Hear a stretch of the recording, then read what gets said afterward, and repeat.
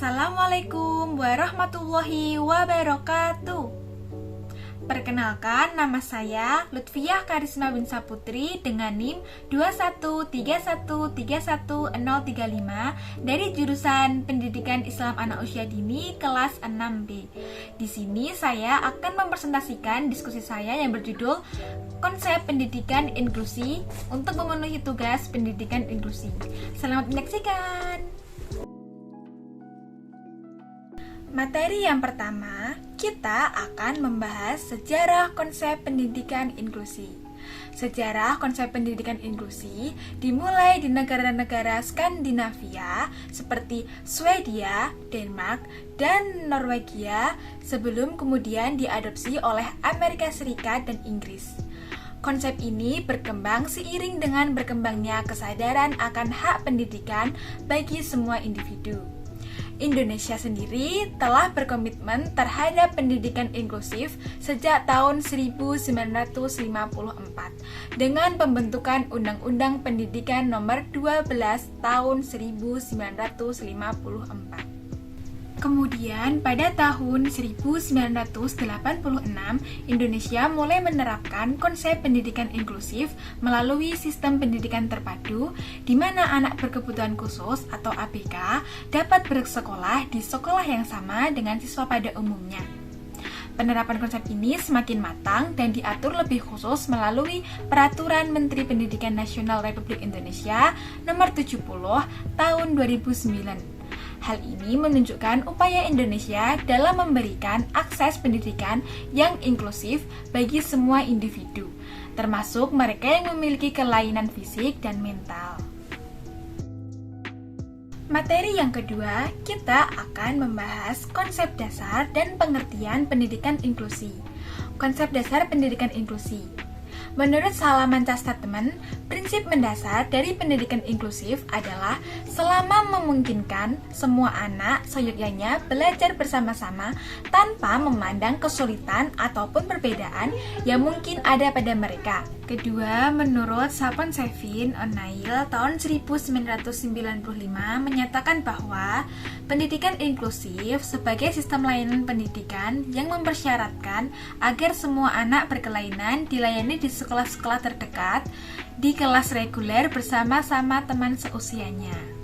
Selanjutnya yaitu pengertian pendidikan inklusi.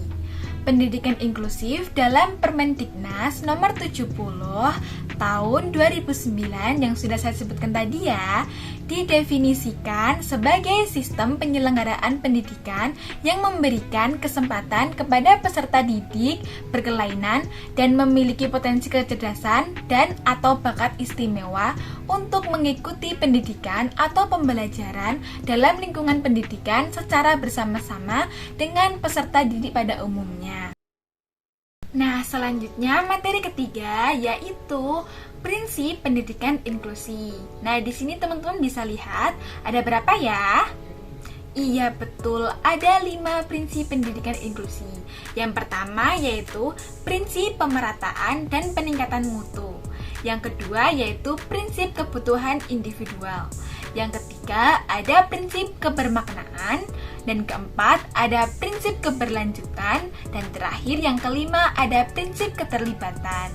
Yuk kita bahas. Nah, untuk prinsip yang pertama yaitu prinsip pemerataan dan peningkatan mutu. Melalui pendidikan inklusif, semua peserta didik mendapatkan kesempatan pendidikan yang sama dan merata, jadi tidak ada yang dibeda-bedakan. Di sisi lain, konsep ini juga dapat meningkatkan mutu karena sistem pembelajarannya bervariasi. Prinsip pendidikan inklusi yang kedua, yaitu prinsip kebutuhan individual. Pendidik harus bisa menyesuaikan dengan kondisi setiap anak, karena setiap anak memiliki kemampuan dan kebutuhan yang berbeda-beda. Sehingga kita sebagai pendidik harus bisa menyesuaikan kebutuhan dan kemampuan setiap anak. Prinsip pendidikan inklusi yang ketiga, yaitu prinsip kebermaknaan. Pendidikan inklusif harus menciptakan dan menjaga kondisi kelas yang ramah. Selain itu, konsep ini juga harus menciptakan toleransi dengan menerima keragaman dan menghargai perbedaan satu dengan yang lain, serta bermakna kemandirian pada peserta didik. Prinsip pendidikan inklusi yang keempat, yaitu prinsip keberlanjutan. Pendidikan inklusif dilaksanakan secara berkelanjutan di semua jenis dan jenjang semua pendidikan. Prinsip pendidikan inklusi yang kelima, yaitu prinsip keterlibatan. Penerapan konsep pendidikan inklusif harus melibatkan semua komponen pendidikan yang berkaitan. Jadi tidak hanya salah satu saja, tetapi semua komponen pendidikan terlibat dalam penerapan konsep pendidikan inklusif. Nah, selanjutnya kita akan membahas tujuan pendidikan inklusi. Tujuan pendidikan inklusi bagi anak yang pertama yaitu berkembangnya kepercayaan pada diri anak. Sehingga dengan berkembangnya kepercayaan pada diri anak, anak menjadi berani untuk melakukan sesuatu tanpa ada rasa takut. Lalu yang kedua ada anak dapat belajar secara mandiri. Jadi anak dapat belajar secara mandiri tanpa ada bantuan dari orang lain.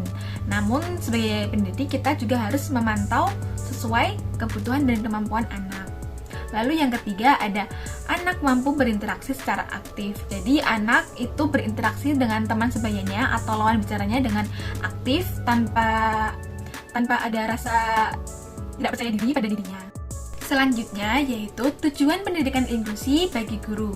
Yang pertama, guru akan memperoleh kesempatan belajar dengan cara mengajar dengan setting inklusi. Jadi guru akan terjun secara langsung dalam mengajar anak, sehingga itu dapat menjadi kesempatan bagi seorang guru dalam menambah wawasan tentang pendidikan inklusi. Yang kedua yaitu terampil dalam melakukan pembelajaran kepada peserta didik yang memiliki latar belakang beragam. Karena setiap peserta didik memiliki latar belakang yang berbeda-beda, sehingga itu dapat menjadikan guru lebih terampil dalam melakukan pembelajaran. Lalu yang ketiga, mampu mengatasi berbagai tantangan dalam memberikan layanan kepada semua anak. Karena anak memiliki karakteristik dan kemampuan atau kebutuhan yang berbeda-beda, sehingga guru dapat mengatasi berbagai macam tantangan yang ia hadapi pada anak. Selanjutnya yang terakhir yaitu tujuan pendidikan inklusi bagi orang tua. Yang pertama, para orang tua dapat belajar lebih banyak tentang bagaimana cara mendidik dan membimbing anaknya lebih baik saat di rumah dengan menggunakan teknik yang digunakan guru saat di sekolah. Jadi kita sebagai calon guru harus menjaga hubungan antara orang tua dan guru sehingga dapat mencapai tujuan sesuai harapan guru dan orang tua. Lalu yang kedua, mereka secara pribadi terlibat dan akan merasakan keberadaannya menjadi lebih penting dalam membantu anak untuk belajar. Jadi orang tua memiliki peran yang sangat penting dalam membantu anak untuk belajar, sehingga kita sebagai guru juga harus terlibat dalam memberikan informasi dan perkembangan anak. Lalu yang ketiga, orang tua mengetahui bahwa anaknya dan semua anak yang di sekolah menerima pendidikan yang berkualitas sesuai dengan kemampuan masing-masing individu anak. Jadi di pendidikan inklusi itu sudah terbagi, yaitu menggunakan model-model sesuai dengan kemampuan masing-masing individu anak.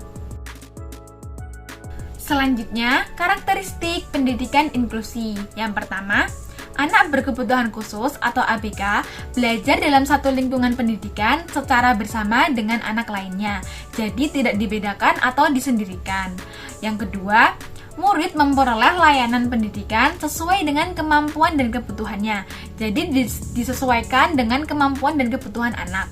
Lalu yang ketiga, setiap anak memperoleh layanan pendidikan yang layak, menantang, dan bermutu. Yang keempat, sistem pendidikan menyesuaikan dengan kondisi anak. Jadi disesuaikan dengan kondisi anak dan tidak ada paksaan dalam kegiatan tersebut. Materi yang terakhir yaitu kelebihan dan hambatan pendidikan inklusi. Kelebihan pendidikan inklusi yang pertama, berkurangnya rasa takut, besarnya rasa percaya, dan peduli pada anak luar biasa. Yang kedua, peningkatan konsep diri akibat dari pergaulan, saling toleran, dan menghargai perbedaan. Yang ketiga, kognisi sosial sosial berkembang, saling membantu, dan saling support. Yang keempat, persahabatan yang erat dan saling membutuhkan. Yang kelima, sharing atau memberikan informasi kepada orang lain tentang pendidikan inklusi. Selanjutnya yaitu hambatan pendidikan inklusi. Yang pertama, sekolah inklusi belum bisa menyediakan sarana dan prasarana secara optimal. Mungkin adanya keterbatasan biaya dalam menyediakan sarana dan prasarana anak berkebutuhan khusus. Lalu yang kedua, kompetensi